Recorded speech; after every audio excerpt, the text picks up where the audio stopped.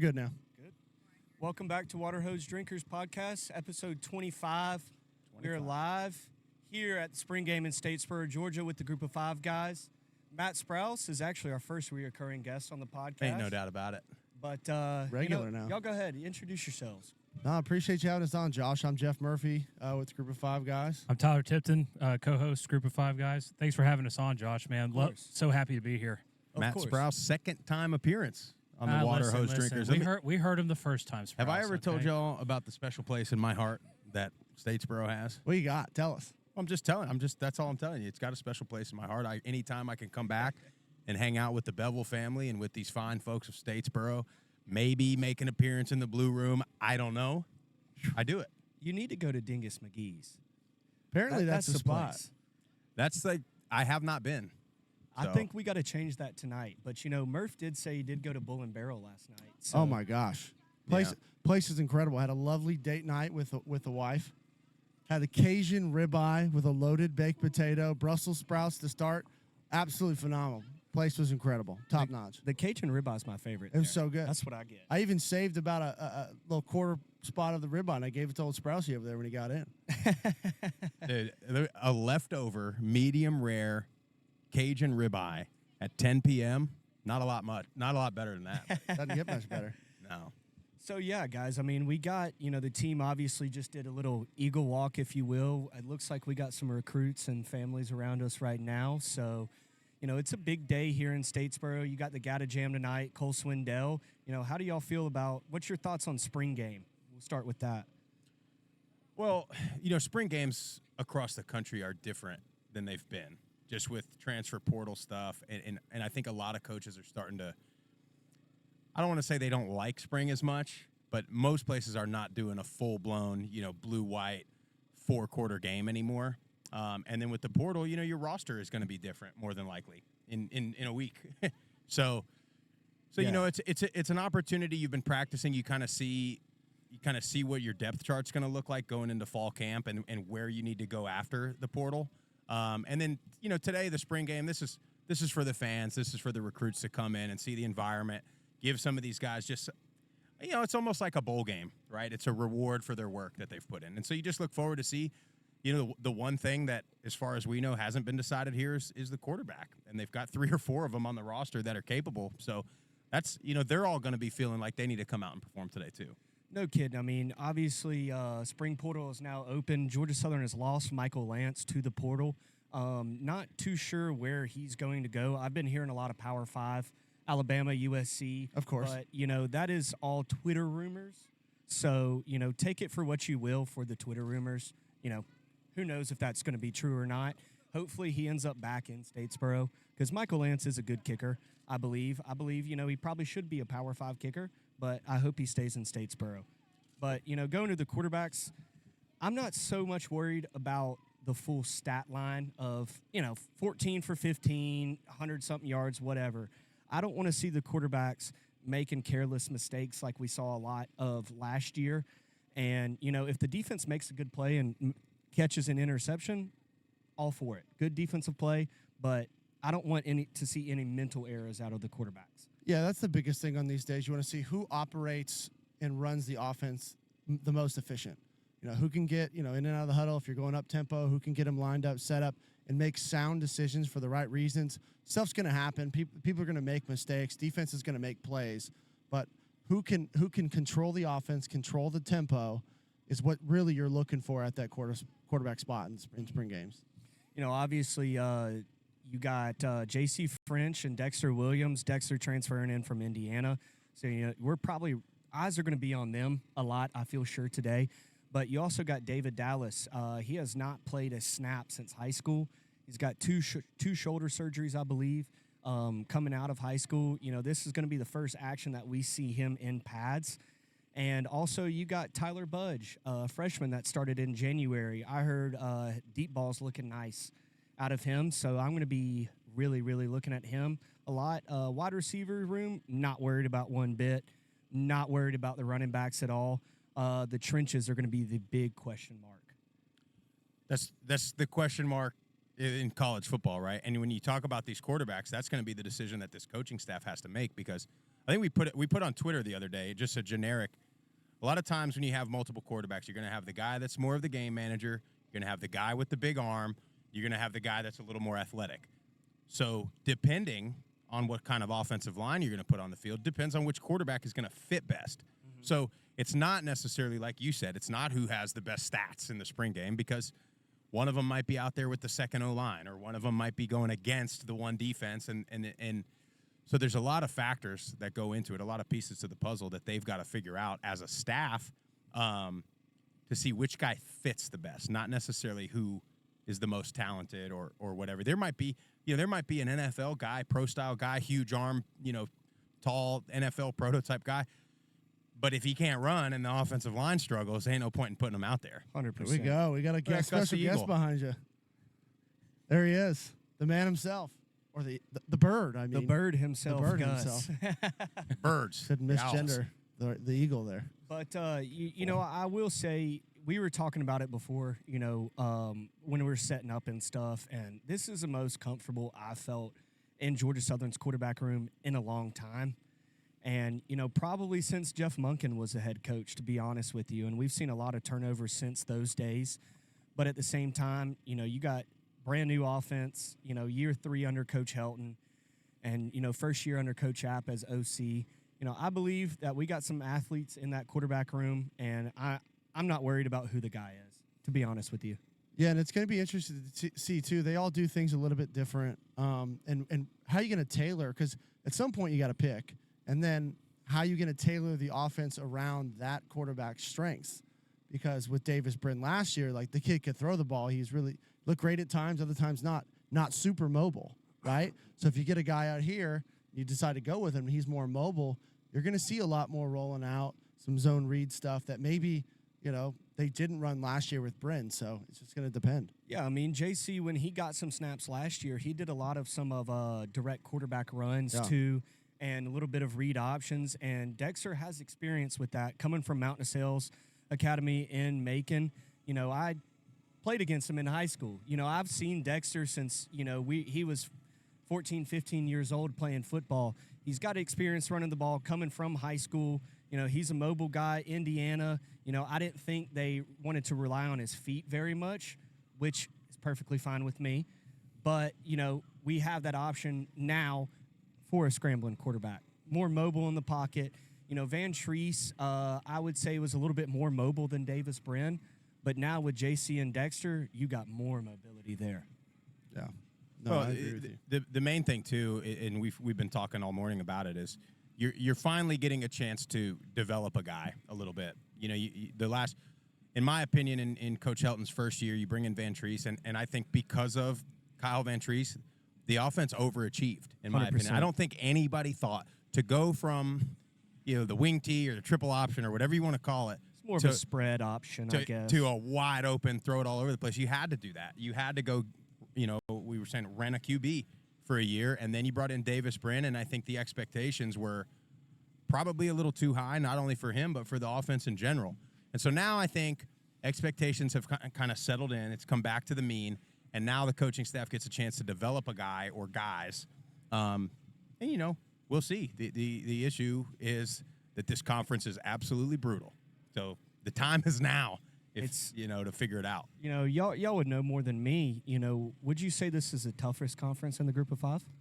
I mean, it's up there. I mean, I would say it's, if not one, the second toughest in my opinion. It's definitely. I From don't a think there's a. physicality standpoint. Yeah, I think don't- week in and week out, it is a physical, brutal battle. Where out in the Mountain West, it's a little more spread out. It's not quite as physical top to bottom. That's now it. the Boise, Fresno State, those guys, they're top heavy. Can the score some Americans points. physical, but man, if you just watch those games on Saturday in the Sun Belt, I don't care if it's ODU, Southern Miss, like every game is physical. It's a right. It takes a physical toll on the entire team. Well, and it's the top to bottom. It's definitely the most competitive. Yeah.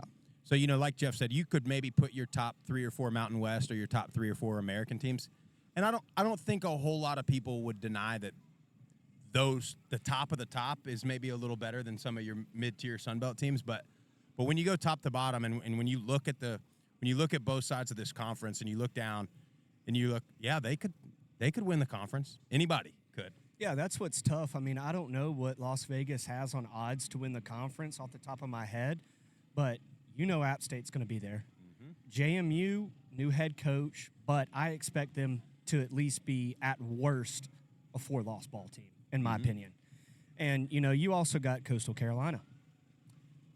I mean, obviously, you know, not a fan of Grayson McCall one bit. I will say it, and I've said it multiple times, but I'm glad he's not there anymore. Wait, they didn't love Grayson down here in Statesboro?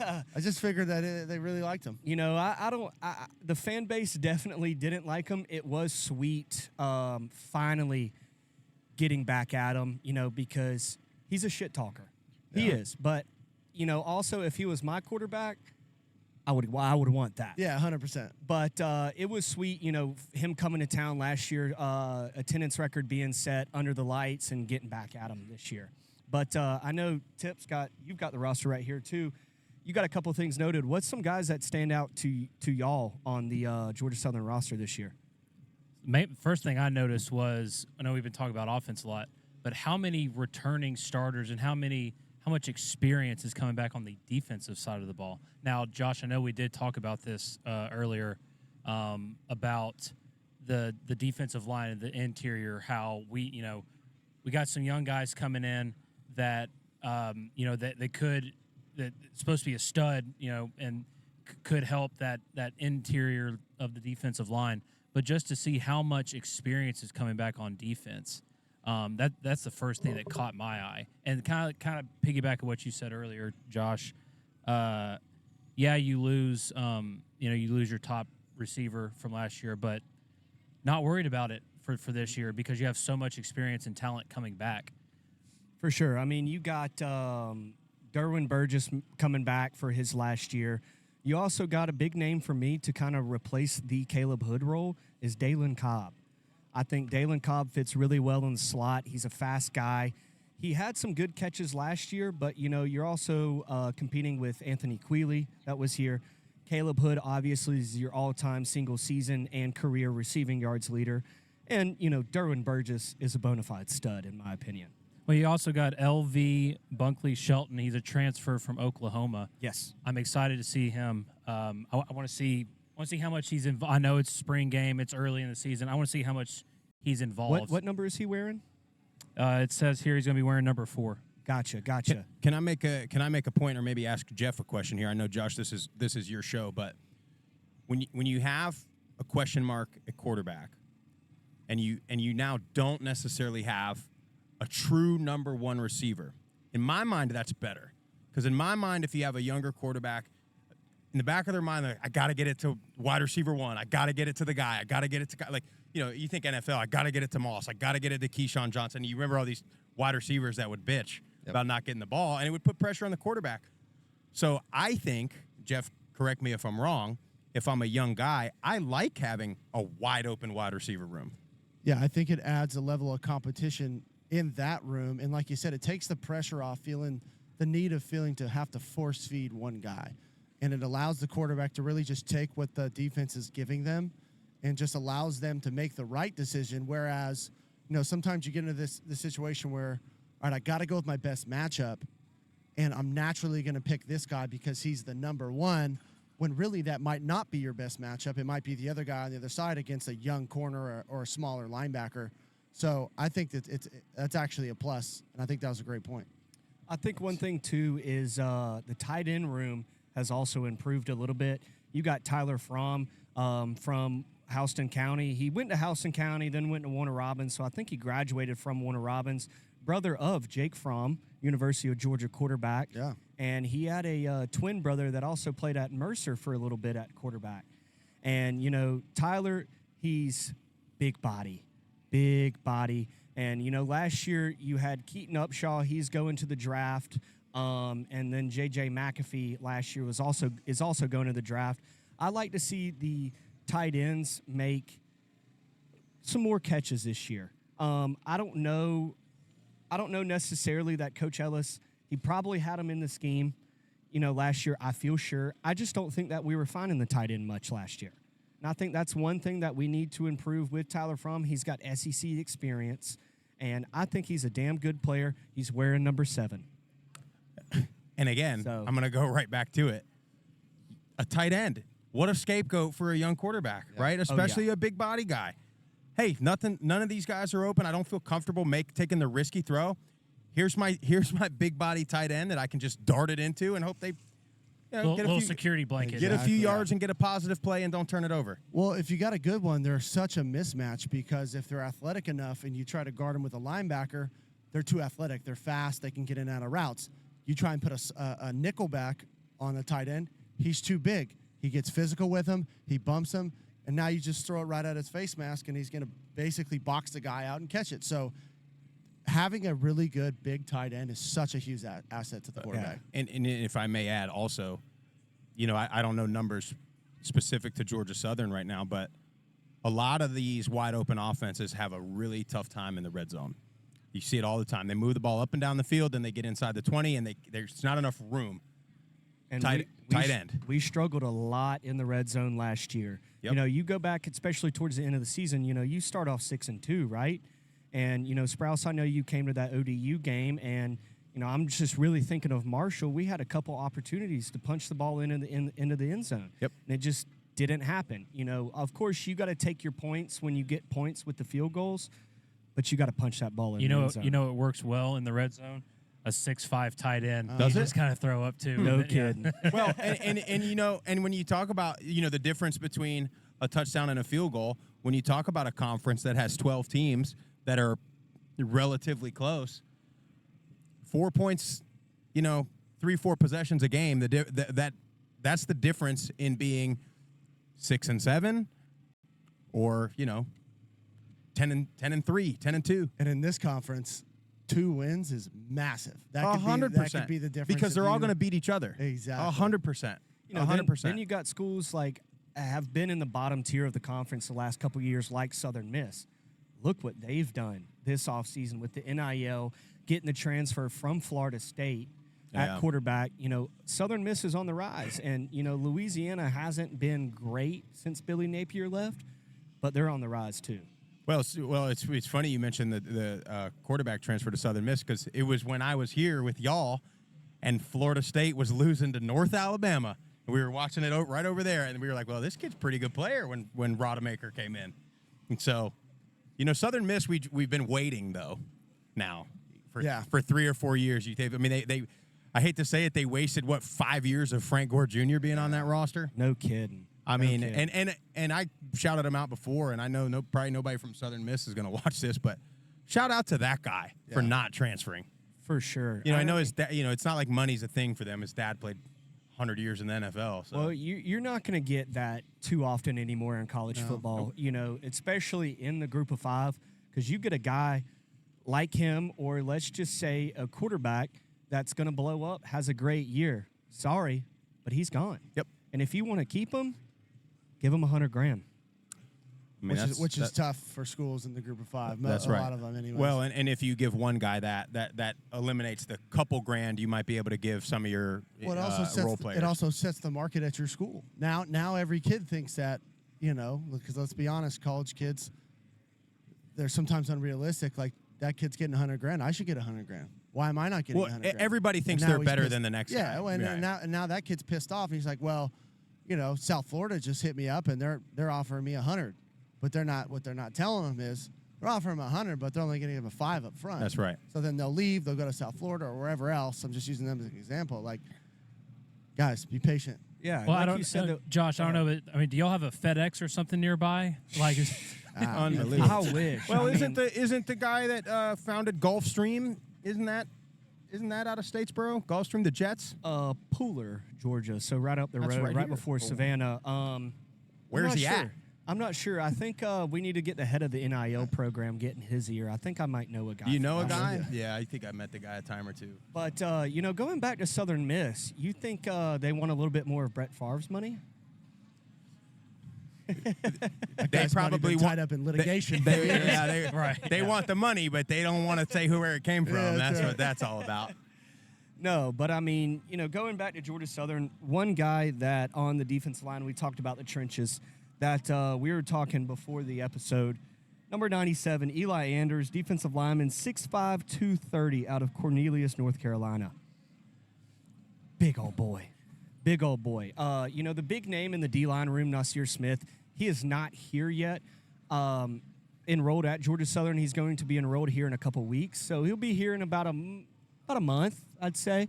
But I wonder if Nasir Smith's on the sideline today as a recruit. Yeah, we're gonna have to look.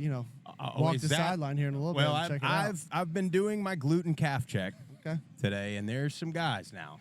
So I don't know where he went, but there's one fella that's on this recruiting sideline that you need. He passed the test. I don't know who he is, but he passes all the tests. About 3/4 of the guy, just on the eye glance of the big boys, they passed the test. Well, that's right, and you can tell just by looking at this recruiting class that's a priority for the staff going forward, right? Just size. And sometimes some of these guys might not play. Sometimes you get it's at this level it's tough to decide, right? Do you want the undersized guy that maybe is ready to go? He's got the technique, the fundamentals, or do you want a guy that you think you can develop? That's already got the big body that you cannot teach. Yeah. So it's a debate, and sometimes those guys might be big, they might look the part, but they're raw. Maybe they haven't played a ton of football, or they came from a high school that doesn't develop quite well. And that's where at this level it's such a tough line, right? Because you can recruit that guy, and the fear is you develop him and he transfers. So it's like you really got to weigh the options, and it's making it very difficult with this portal stuff. Well, the one thing I do love, Josh, you mentioned the young defensive line talent that's coming in, but you also have 6+ defensive linemen that are returning from last year's team. To have that amount of defensive linemen on a roster, not only with experience, but young studs that are coming in as well, to have that line just constantly rotating throughout the game, that's what wins games in the third and fourth quarter. 100%. And I think a big thing, that a good hire on the coaching staff that I think that will help the players is the new assistant D-line coach, Dylan Springer. He played under Coach Lunsford and Coach Helton. He played under Coach Helton's first year. He was at Georgia Military College last season, but he is now back in Statesboro. You got a good young guy that played under Coach Harris, not under Coach Bailey, but it's the same defense, same defensive line. He knows the guys. He knows what to do. He's young. He can relate to the players. I think it's a big pickup for the coaching staff. Yeah, I think it's key when you have a coach that can really relate on a deep level with your players, because they're going to want to play harder for you. And when it's your D-line, I'm telling you, a stout D-line changes the dynamic of a game, especially from the offensive side.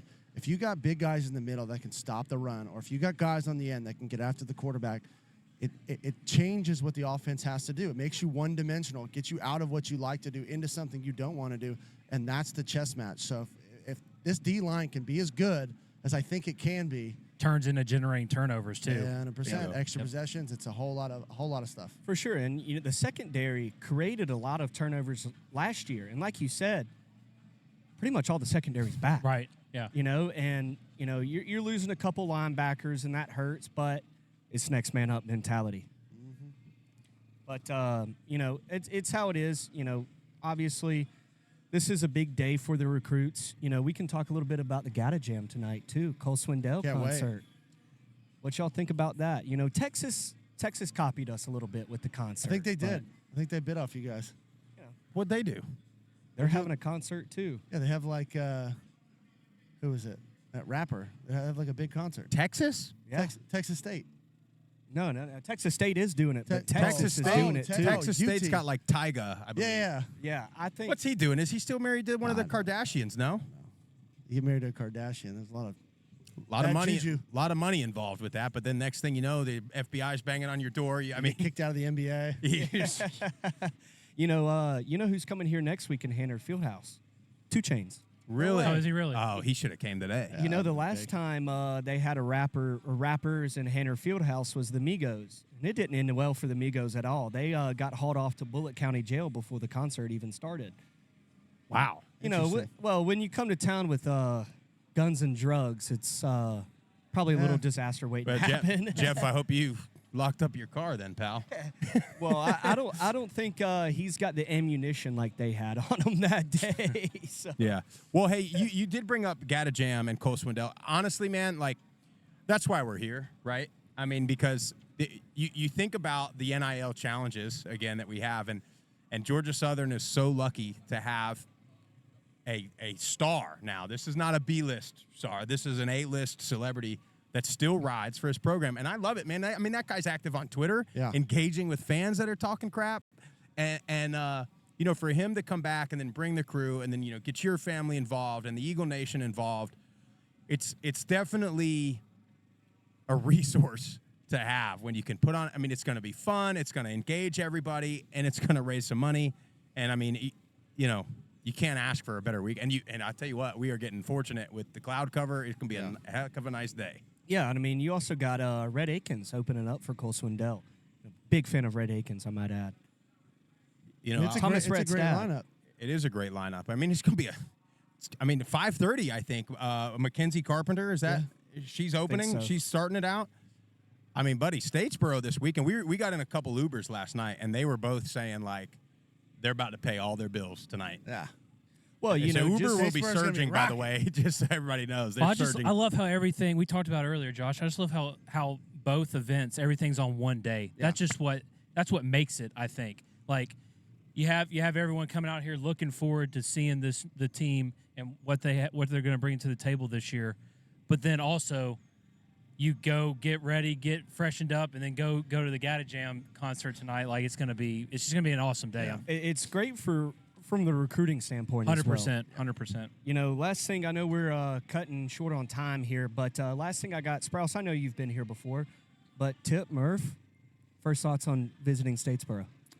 I love it. My wife, I think she wants to buy a place downtown Statesboro. I mean, it's just a cool, you know, kind of vintage old town, but they have so many great shops downtown. The Bull and Barrel is incredible. Went to Burro Bagel this morning. Got to Awesome. check out a couple places, nightlife places. Cool last night. Beans coffee shop Cool we went Beans, to. Yep. Eagle Creek Brewery last night. I mean, I'm already planning my next trip back. well, Love it Boise here. State. Week 1 versus Boise State. Boise What? State, Boy. week Yeah, one. Boy, Well, guys, I can't thank you enough I appreciate for you helping having me us out today. You know, we had some interviews lined up that ended up falling through, but it is what it is. Y'all stepped up to the plate and hit a freaking home run. That's what we do. Yeah, appreciate what you and Thank your you, family man. does for the 100%. Group of Five Yes, guys, man. thank you. Can't measure it. Well, thank you, and that's all we got. So be sure to like and subscribe. And Waterhose Nation, we love you.